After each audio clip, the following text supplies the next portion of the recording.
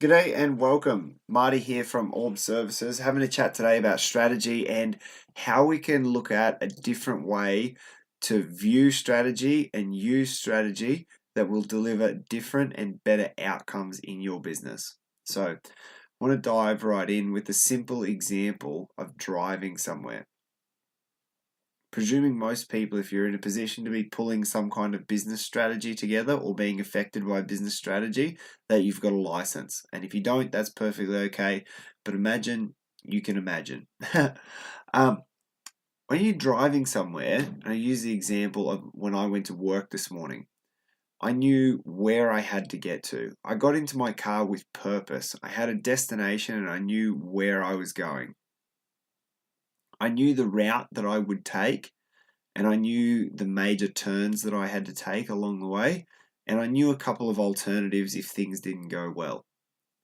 I obviously have the skills to be able to drive a car, regardless of whether they're fantastic or not.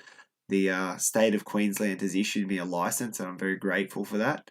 So I have the skills to be able to drive a car, and I'm driving my way there. And when I'm driving there, I'm looking at different options of, is this lane going to be the best lane? Is there any roadworks happening? What's happening with the weather?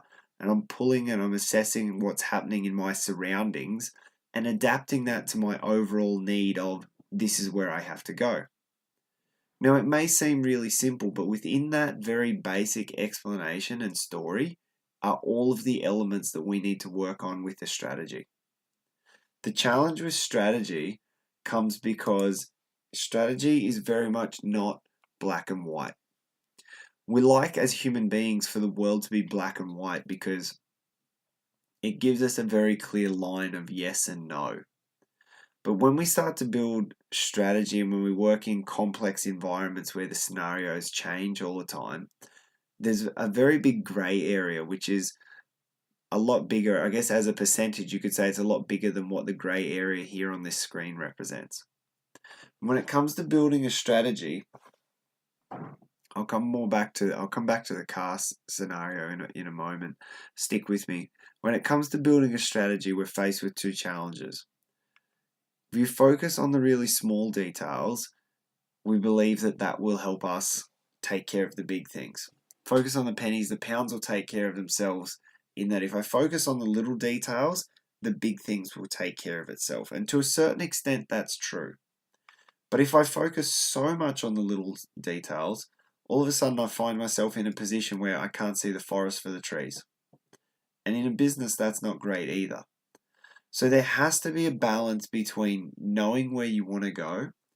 I knew where I wanted to go in my car today. I knew the destination that I had to get to. Then I was focused on the immediate things that I could do, and I was focused on the task at hand. I was focused on the change of gears, the indicator, the change of lanes, all of those little pieces, because they're going to add up. But in business, sometimes we lose track of that, and we're focused on driving. But we've lost shot of the destination, or whether we're heading in the best track to get to the destination. So what I want to dive into today is a central piece of what I help businesses with, which is how to develop and execute a business strategy that will give you real results. What I focus on at Orb Services is helping people in business, and particularly those sort of small to medium businesses. Where is it that you want to go with your business, and what is it that you want to achieve? Why are you going there? And once you identify, this is where we want to go, help them identify, okay, well, let's build a plan of that and where we are now and how do we fill the gaps. And what I've found to be a really, throughout doing this over and over again, I've found that there is a few commonalities between how people think about strategy and how it's best applied. And how it's best applied, we're going to get into today. And we're going to look at how to build what I would call a fluid strategy. By shifting this, we'll start to build what I would call a fluid or a functional strategy, one that can evolve and grow with your business and can give you real outcomes that you're looking for. So if anybody has any feedback, I'd love to hear that. You can contact me at LinkedIn on the site there, or you can get on my website at orb.services. But we'll dive right in from there. You don't need to hear too much about me. Like I said, if you want to do any research, you can find me there, and love your feedback if you find this valuable. So, a strategy is very simply a plan of action with intent and with purpose. We know that it's more than just a random set of sequences. It's action that is going to take us in a direction that we want to go. So there's three key pieces that I want to cover off today. And the first one we've touched on is understanding the elements and components. They're two separate things. So that there's the two main elements and the four components that make up strategy. We're going to get into that. We want to understand some of the reasons that strategy fails, because it's important to understand that. Some people will recognize that when I use these examples, people will recognize that they've been in that situation, and that's okay. There's nothing wrong with that, but it's important to recognize that that may be where you're at, and there's an opportunity then to grow and evolve past that. And the last piece is we're going to look at how can you actually shift the focus into the right elements so that you can get better results, which is what is the main outcome that we're looking for, because we're all about better results. So why does strategy matter to you? Maybe you're listening to this because you're going to get your CPD points up, or maybe your friend told you had to listen to it and you're a little bit confused as to why. But the central theme for me is that strategy directly or indirectly affects every person who has a job. If you own a business and you're creating the strategy, or you manage a team within the business, you're crafting and developing a strategy. If you're an employee who doesn't develop strategy, then you're on the flip side of that. You're on the receiving end of it. And hopefully you've got some great leaders and managers around you, and they're going to ask for your input, because if you are at the coal face, using inverted commas there, you're going to have a skill set that allows them to craft and build that in a better way. But everybody is affected by strategy, either directly or indirectly. And it's a really, really central piece of business. It just gets a bad rap because it's not a very exciting and sexy piece. One of the first pieces of strategy that we're going to get into is that strategy is there to unite people. Part of the strategy is so that everybody within a collective organization or within that team environment are on the same page of this is why we are here and this is what we are trying to achieve. If you don't have a clear strategy, it's very difficult to bring people into that organization and get any kind of buy-in, enthusiasm for them, anything like that. So firstly, the two elements of strategy. And this is where the confusion first begins. When I talk to people about strategy, most people think that I want to spend time developing strategy and working on what is the strategy and then leaving them to it. And yes, partly true in that, yes, I want to develop the strategy, but the strategy is useless if you can't execute towards it. And unfortunately, this is where the 80-20 principle starts to kick in that most people have a bias towards developing strategy and not a bias towards executing and actually delivering and adapting from what's happening with that. And that's where it starts to go astray. So if you look at the components within developing a strategy, we have to identify a destination of where and why are we going there. This is the first piece of unifying a team and getting people on board to believe in something bigger than themselves. People have to know where they are going and what they are serving to that. As a step down from that, it's then important to identify, well, what are the first milestones and what are the major components along the way to going there? If we come back to the example of driving to work, I know that I want to end up at work at a particular location, wherever that may be. The milestones might be the intersections or the turns which I have to take to make that happen. I have to get to this point and make a turn, and then to the next point and make a turn. The same thing happens in business. You can't just set the end destination because there might be so many milestones in between that that you can't see that end destination very clearly. So you bring it back into things that you can focus on right now.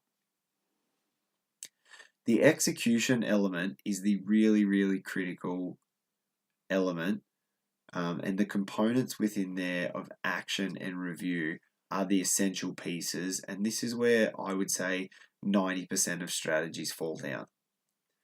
Strategies fall down not because they're poorly developed, they're actually usually quite well developed.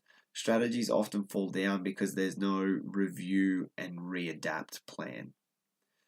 There's a very big misconception that developing a strategy is going to develop a strategy which you can then execute in a linear fashion, and getting the strategy development right will allow the execution to be perfect. And yes, developing strategy and focusing on that development stage will allow the execution to be better, but you are never going to get it right from the get-go. So it's important to have that fluidity in the execution phase to be able to adapt and come back. The destination may never ever change, but the milestones may adjust slightly, and certainly the actions that you're taking will adjust many times over whilst you're executing towards that strategy. So if we look at this in theory, strategy is simply improving some form of outcome over a period of time. So if we were to put the destination up here and in the top right of this graph and say that, okay, well, that's where we want to go over a certain amount of time, that's where we'd like to end up. We plot out some milestones in here to say it's going to be step 1, 2, 3, 4, and that's how we're going to get there. And this is the actions, sorry, if I go forward, this is the actions that we're going to take now to start to head in that direction. And ideally, we're going to take a nice straight path there. And this is where I'm saying people get bogged down in the development of strategy because they think if they develop it right and they develop it perfectly, they'll be able to plot out this nice straight line, and it'll just be action, review, milestone, action, review, milestone, action, review, milestone, action, review, destination. And in the reality of our complex work environments and our ever-changing environments, from customer demands, suppliers, staff changes, almost every element of business is changing at a rapid point. It's certainly a more rapid point than it ever has before. So what a successful strategy often ends up looking like is something like this. And I call this a successful strategy because we still ended up at the destination. And if that's what it took to end up at the destination, that's still fantastic. I have no idea. Obviously, this is a hypothetical scribble that I've drawn here, but to emphasize the point, so many things can change between each of the milestones. It's just crazy, and anybody who's been in business or managing any teams for any amount of time can tell you this. There are so many things that you can never foresee. So I still consider this a very, very successful strategy because even though the path was very windy and even though there were a lot of detours that were not foreseen, it's still a successful strategy. This is what happens most often in strategy. We plot out the plan, and this is fine. There's been a lot of time spent on developing the strategy. We put it into action and we take the first action steps, and it doesn't go to plan, and then it stops. And the problem and the blame is given to not developing the strategy well enough, when in fact that's not at all the problem. The problem is that at this point where a hurdle or a block was hit or an obstacle was faced, imagine if I was driving to work and the usual way that I was driving was blocked. I wouldn't just turn around and go home. I'd find another way to get there. And that doesn't happen in business. We revert back to old ways. We revert back to just not pushing the boundaries, just settling for the status quo. Change is hard. Change takes time, and it takes consistency and going back to the drawing board and failing in a small way regularly so that you can progress over the long term. So Mike Tyson has a famous quote about, Mike Tyson's got a lot of famous quotes, but the famous one that I want to touch on here is his one that says, everybody's got a plan until they get punched in the face, which he responded to a reporter at the time who was asking him and saying, Mike, are you worried about this person? He's got this plan and he's got that and he's going to do this. And Mike just laughed and said, everyone's got a plan until they get punched in the face. And there's a quote from Sun Tzu, The Art of War, which is very similar in that no plan survives first contact with the enemy. And just like our strategies, there is similar things that happen.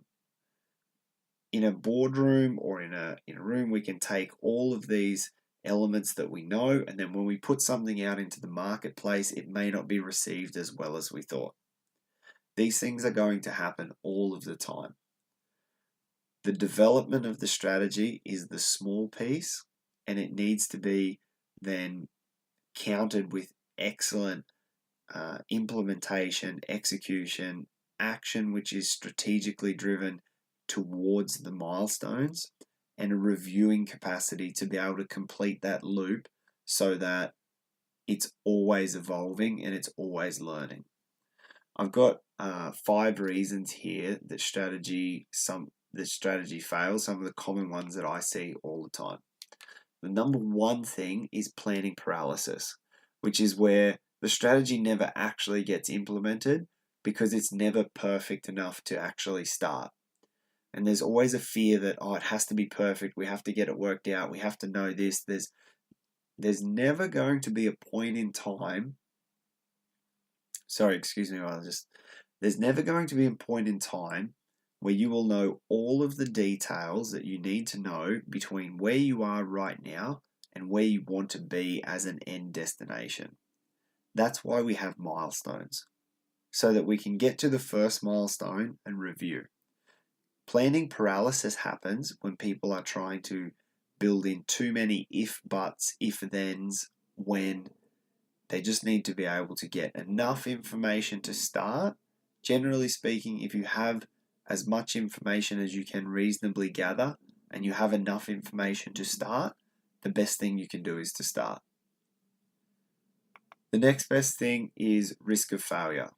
The next reason why things fail is because risk of failure. And we're going to touch on risk a little bit later, and I'll give a very simple demonstration on how I evaluate risk to keep it in a realistic perspective so that we can understand the realistic downsides of it. But a lot of times plans don't make it into action because there's a fear of the downside, which is understandable. We don't want to go and do silly things that are going to unnecessarily risk yourself, the organization, your team. But the risk of failure is sometimes overstated. So a little bit later in a few slides, I'll show you how I help evaluate that. The third piece is that there's no plan B. So depending on your situation and depending on your school of thought, sometimes people say it's a good thing not to have a plan B because then you have to make plan A work. And if we're talking about a destination as a plan, then that's fantastic. If that end destination is really rock solid and you don't change that end destination, then that's great. But there might be a plan B and a plan C and a plan D even in order to get to that end destination. While that end destination hasn't changed, the plan on how you're going to get there has changed significantly, and it's important to be able to adapt for that.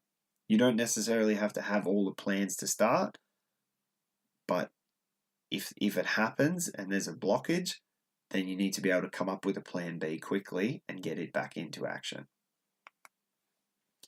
Lack of traction. This is a common one that I see where the strategy gets developed and it gets rolled out, but then there's action and there's work being done and there's busyness happening, but it's not actually driven towards the correct milestones. So it's more like the wheels are turning. I'm in my car and the wheels are turning, but I'm just doing a burnout. I'm not actually going in the direction that I need to be going. So the question to always come back to is that action that you're taking generating towards a milestone that you need to be achieving? And the last piece, which I think is probably the most uncommon, but is probably the hardest to deal with when it comes, is when you either didn't have the right information or got the wrong information. You made decisions based on the information that you had and it wasn't right. And people's tendency at this point is to be frustrated with themselves and upset with themselves, and that's fine. I understand that. We all go through that process. But also, it's important to recognize that you have to start at some point. You're never going to be able to have all of the information. So get the information as best you can. Start. If it happens to be wrong, go back to the drawing board, start looking for that plan B or plan C. So how do we apply the 80-20 principle or Pareto's principle to this?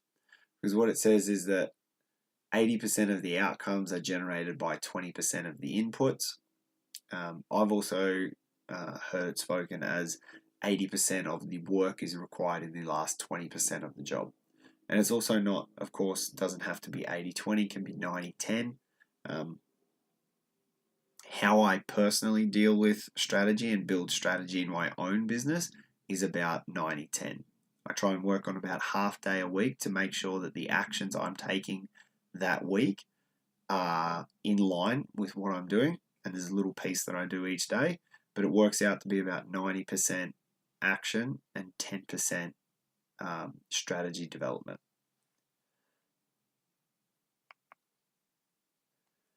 Just want to do a quick refresh on these are our elements up the top: develop and execute strategy, and then our 4 components down the bottom. We've got destination, establishing a clear destination, looking at the milestones in between where we are now and that destination, understanding the actions that we need to take and reviewing the actions that we have taken. If we think about strategy now and how I see most people talking about it, this is the bias that they put towards it. 80% of the time on strategy is in this planning and development stage, which is not the right area for 80% of your time to be spent. That only leaves 20% for action, review, learning, and adapting, and that's not enough. If we flip this conversely, and we make the planning and development the small piece of the functional strategy, and we spend the bulk of time actioning things, reviewing things, learning, and adapting those things back into the overall strategy, the planning and development part, it can become an ongoing cycle that continually evolves and gets better as we go. And that's where people start to have the most success, because it's like compound interest. A little success plus a little success plus a little success, they start to get bigger and bigger and bigger and stack up to be quite big movements over time. So the first piece is destination. You have to have a very, very clear idea on where you're going and why you're going there. Without that, it's really, really difficult. I feel like a broken record here, sorry, but it is impossible to get people on board with what you are doing. They need to understand why it matters to the business. They need to understand why it matters to the consumer, and they need to understand why it matters to them. Or people are really going to struggle to get on board with that. And if you can't get people to get on board with the destination, then getting them to get on board with anything in between that is going to move you towards that is almost a waste of time. It's just really, really difficult. You have to start with that end destination, and people at all levels of your organization need to know this. Milestones is the next stage. Excuse me, I'm starting to lose my voice, but hopefully it survives for another 5 or so minutes while we get this wrapped up. Milestones is the next piece where we start to build a framework of these are the key elements which are going to help move the organization towards that end destination. There's often a long way between where an organization or a department is now and where it would like to be as that end destination. So the milestones form two critical roles. They help build the framework, but they also give you a lot of progress points to celebrate along the way so that you can say, okay, well, yes, you are making progress. Because if it's just from where you are now all the way to the end destination, then that can be a long time fighting a lot of battles, overcoming a lot of hurdles.